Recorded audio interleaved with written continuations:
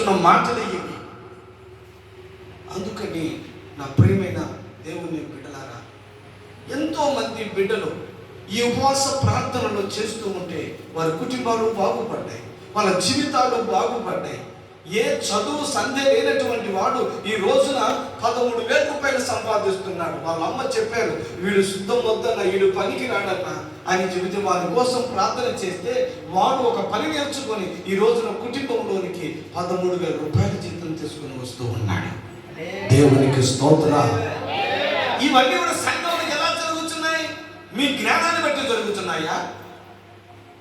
మీరు చేసే ఆ చిన్న ప్రార్థన బట్టి జరుగుతున్నాయి అనుకుంటున్నారా? సంఘంలో దేవుని సేవకుడు కన్నీళ్ళ ప్రార్థన, దేవుని సేవకురాలు సంఘము కొరకు కన్నీళ్లు విడిచే ఆ ప్రార్థన. అందుకని ఈ రోజున నా ప్రియమైన దేవుని బిడ్డలారా, మీరు బాగా వినండి. యెహోవా మహిమ బయలుపరచబడింది.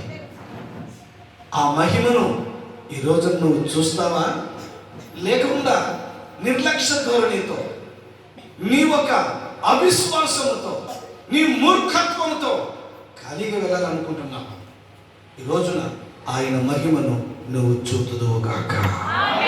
హల్లెలూయా. ఒకడు కాళ్ళు చేతులు సచ్చుపడిపోయాడు, పక్షవాయు. యేసు ప్రభు ఇలాగ ఒక ఇంటిలో ఆయన వాక్యం చెబుతూ నిలబడి ఉన్నట్టే 4 మనుషులు మోసుకుని వచ్చారు.